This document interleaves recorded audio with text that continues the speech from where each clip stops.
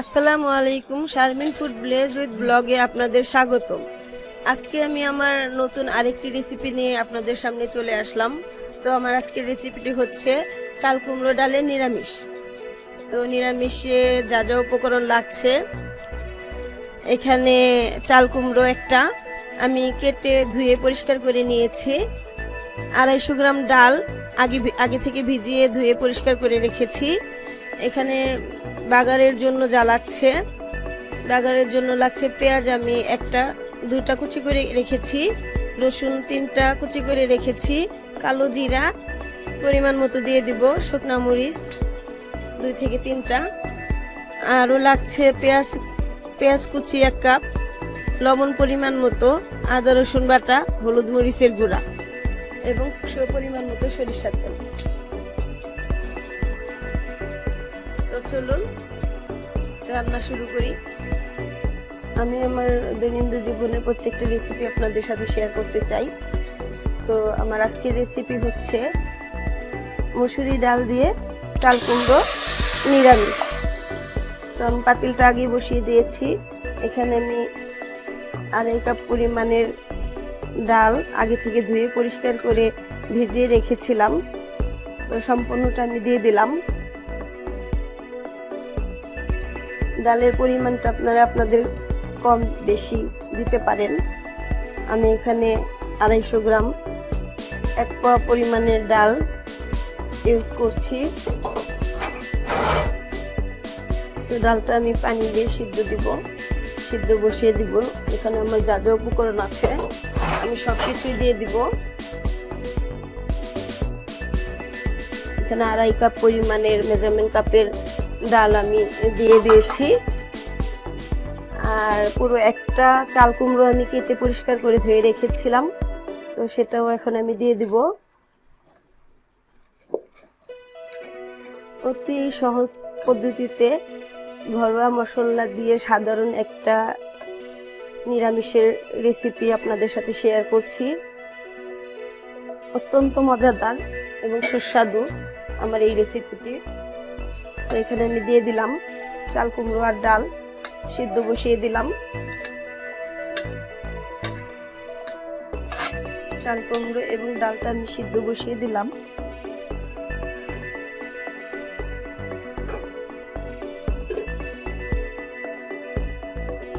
এখানে মশলা যা যা লাগছে আমার,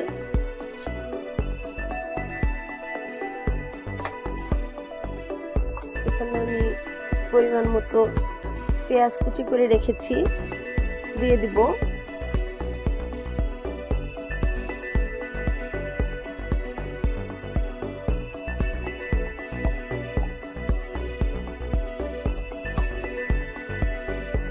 আমি সিদ্ধ বসিয়ে দিলাম।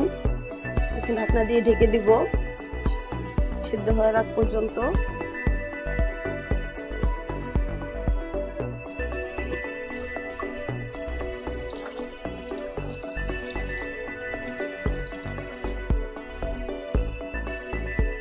একবারই পানি দিয়ে আমি বসিয়ে দিলাম।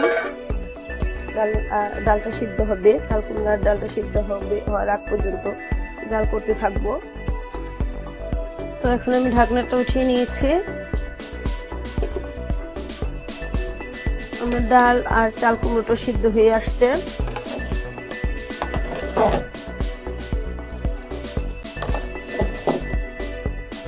অনেক মজার একটি রেসিপি, এটা নিরামিষ সবজি, অনেক মজার একটি রেসিপি। আপনারা অবশ্যই রান্না করে খাবেন এবং খেয়ে জানাবেন আমাকে কেমন লাগছে।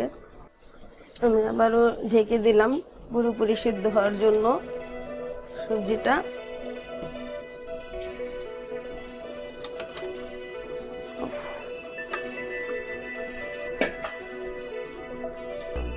চলে আসলাম 5 মিনিট পর।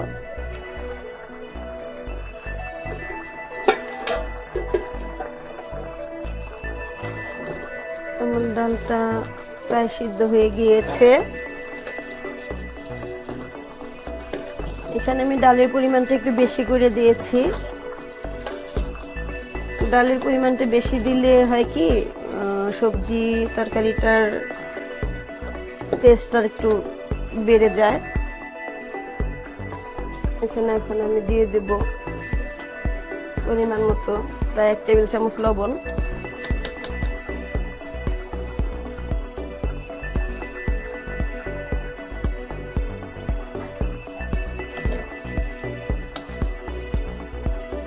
দিয়ে দেব আদা বাটা 2 টেবিল চামচ, 2 চা চামচ, টেবিল চামচ না।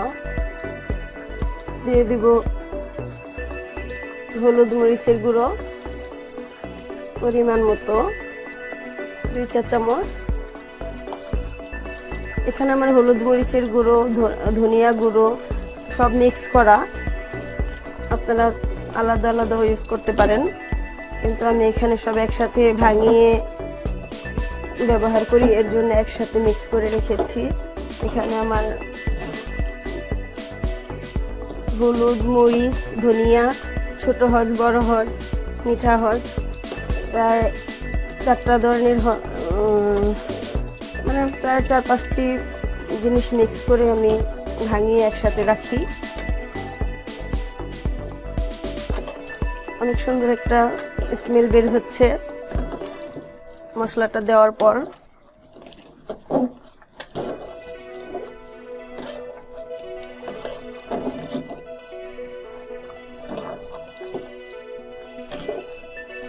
আপনারা অবশ্যই বাসায় রান্না করে খাবেন এবং আমাকে জানাবেন আমার এই রেসিপিটার টেস্ট কিরকম। আপনাদের ভালোবাসা পেলে আমি অবশ্যই আরো সামনের দিকে এগিয়ে যেতে পারবো। আপনাদের ভালোবাসা এবং কমেন্ট আমাকে সামনের দিকে এগিয়ে নিতে সাহায্য করবে। আবার ঢেকে দিলাম, তো আমি চলে আসলাম 5 মিনিট পর।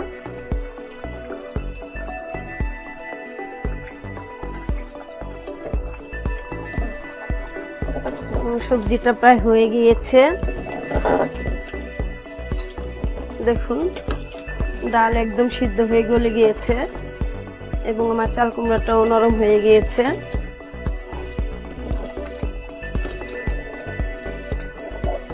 এখানে আপনারা তো দেখতেই পেয়েছেন আমি পানি দিয়ে আগে থেকে সিদ্ধ করে নিয়েছি।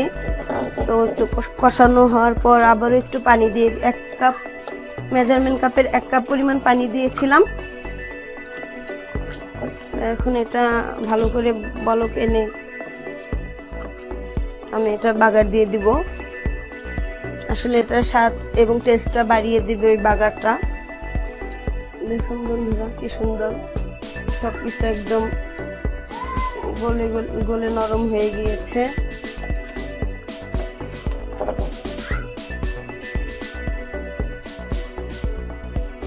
অসম্ভব মজাদার একটি রেসিপি। এটা আপনারা চাইলে লাউ দিয়ে করতে পারেন, যে কোনো সবজি দিয়েই করতে পারেন। আমার কাছে আজকে চাল কুমড়ো ছিল, এর জন্য আমি চাল কুমড়ো দিয়ে ডাল রেসিপিটা করেছি। চাল কুমড়ো এবং ডাল দিয়ে নিরামিষের এই রেসিপিটা করেছি।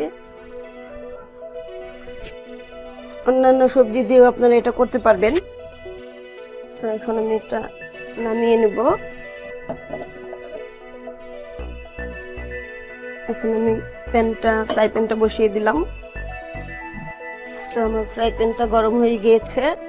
আমি এখানে পরিমাণ মতো তেল দিয়ে দিব। আপনারা তো অবশ্যই জানেন আমি সরিষার তেল খাই, তো এখানে আমি সরিষার তেল দিয়ে দিলাম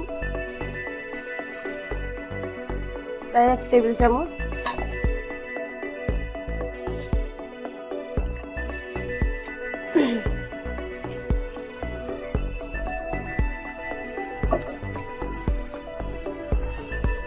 এখানে আমি তেজপাতাটা দিয়ে দিলাম।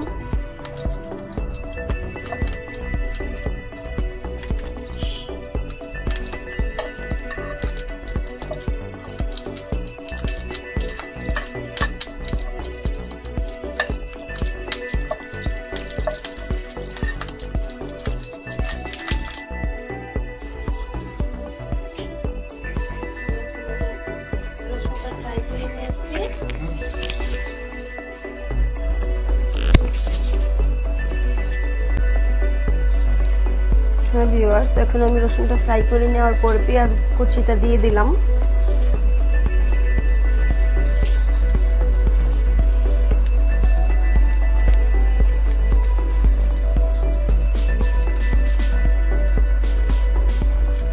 পেঁয়াজ কুচিটাও একটু ফ্রাই করব।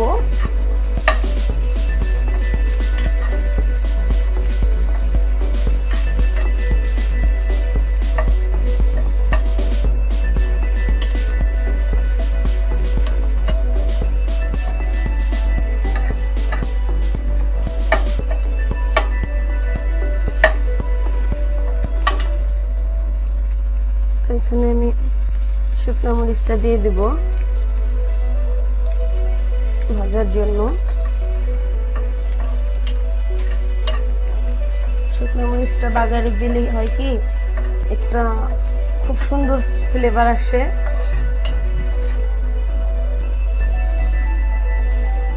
নিরামিষটা অবশ্যই খেতেও ভালো হয়।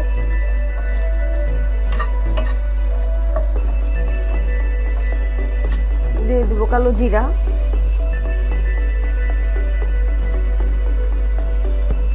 এখানে চাইলে সরিষা অ্যাড করতে পারেন, তো আমি এখানে সরিষার তেল অ্যাড করেছি যে কারণে আমি সরিষাটা দিলাম না।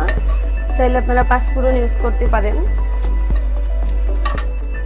আমার কাছে এখন আপাতত পাঁচফোড়নটা নেই, যে কারণে আমি পাঁচফোড়ন না দিয়ে এখানে শুধু কালো জিরাটাই দিয়েছি।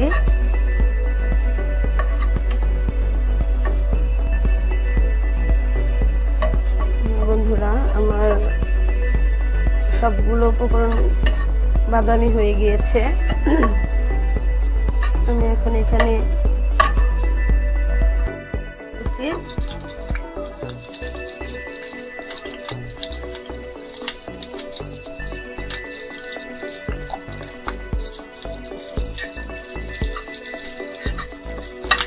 রসুন কুচিটা একটু ফ্রাই করে নিব।